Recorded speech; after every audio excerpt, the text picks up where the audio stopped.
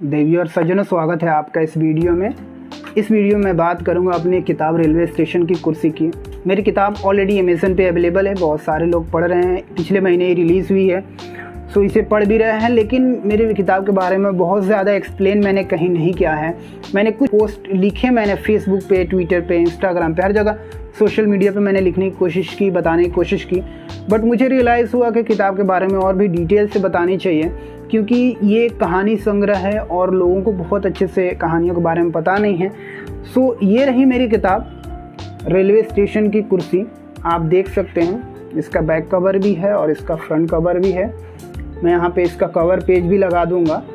जब कहानी इस किताब को आप पढ़ते हैं तो सबसे पहले आपको मिलता है इसमें 2-3 बातें, प्रस्तावना, 100 शुक्रिया इसमें लिखा गया है।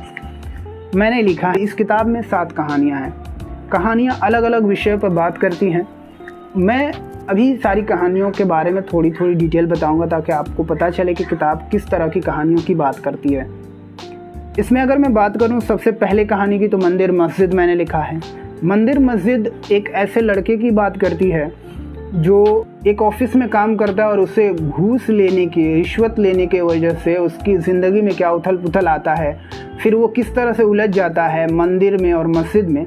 ये आपको बहुत इंटरेस्टिंग लगेगा पढ़ने में, मुझे जहाँ तक लगता है, राइट। और उसके बाद फिर हम आगे बढ़ते हैं दूसरी कहानी की तरफ। तो रानी करके एक कहानी है, उसके लीड जो कैरेक्टर एक बच्ची का है, रानी, जो 12-14 साल की लड़की है, 8वीं कक्षा में पढ़ती है। सो जब आप उसे पढ़ेंगे, रानी को बेसिकली लिखने का मेरा मकसद यही था कि हम देखते हैं गांव में बहुत ऐसे टैलेंटेड लड़के हैं, लड़कियां हैं। बेसिकली लड़कियों की बात जब हम करते हैं तो उन्हें एजुकेशन से सिर्फ इसलिए दूर कर दिया जाता है क्योंकि वो लड़की है। और भी बहुत सारे मुद्दे इसमें मैंने लिखने की कोशिश की है, जो मैंने देखा है वो कोशिश किया है कि उसको एक्सप्लेन करूँ। ये बहुत शॉर्ट स्टोरी है, आपको, मुझे लगता है जहाँ तक पढ़ेंगे आपको पसंद आएगी। बुरके वाली लड़की एक बहुत ही डिफरेंट स्टोरी है। मेरे ऊपर मंटो साहब का बहुत असर रहा है। मैंने मंटो साहब को पढ़ा है और वो बहुत जेन्युइन लगे। तो बुरके वाली लड़की लिखने का भी मकसद यही था, जब ये मेरे जहन में चल रही थी कहानी, कि हर पर्दा वाला इंसान पासदार नहीं होता है। सभी के अंदर खामियां हैं, लेकिन आपको ये पढ़कर पता चलेगा कि आखिर बुरके के पीछे जो है उसकी क्या कहानी है। पार्लर वाली भाभी भी एक मंटोइयत के उसमें से भी निकलती है। एक उसमें आपको जब पढ़ेंगे तो और भी डिटेल में आपको पता चलेगा कि माशरे में हम रहते हैं तो बहुत ऐसी चीज़ें हम देखते हैं जो कि समाज की हकीकत है, और हम इज़्ज़त की वजह से, आबरू की वजह से बिल्कुल खामोश रहते हैं और उन गुनाहों को होने देते रहते हैं। तो इस तरह की कुछ एक वो कहानी बन पाई है। टूटता दायरा मेरे दिल के बहुत करीब रहा है। टूटता दायरा अगली कहानी है, जिसमें एक बाप और बेटे की कहानी है।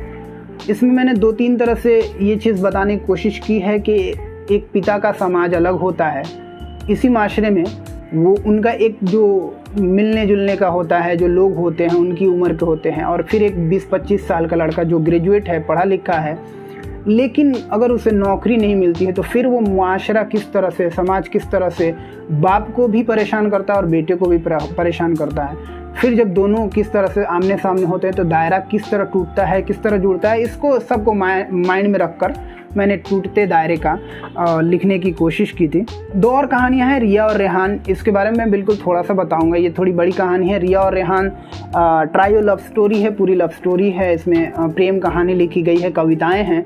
आप भी उसे पढ़ेंगे, मुझे लगता है आपको पसंद आएगी।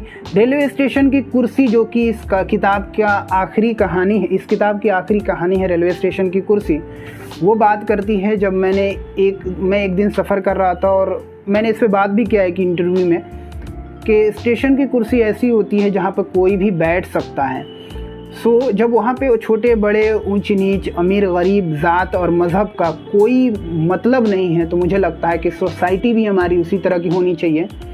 सोसाइटी में भी इक्वलिटी होनी चाहिए, माशरे में बराबरी का हक सबको है, वो होना चाहिए। उसे ही जहन में रखकर रेलवे स्टेशन की कुर्सी को मैंने क्रिएट किया था। तो ये 7 कहानियाँ हैं इस किताब में। आप अगर ये वीडियो कहीं भी देख रहे हैं, यूट्यूब पे, फेसबुक, इंस्टाग्राम, ट्विटर, वीडियो को जहाँ कहीं भी देख रहे हैं, सोशल मीडिया पे, इस वीडियो के साथ आपको एक लिंक मिल जाएगा अमेज़न का, जो सीधे अमेज़न पे इस किताब के पास पहुंचाएगी।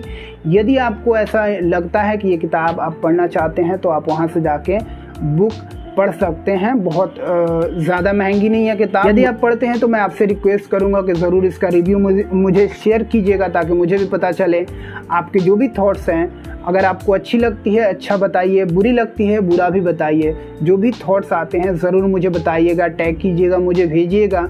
मेरे ईमेल डिटेल्स भी मिल जाएंगे, ज़रूर आप मुझे फाइंड कर सकते हैं और मुझे भेज सकते हैं। Thank you so much.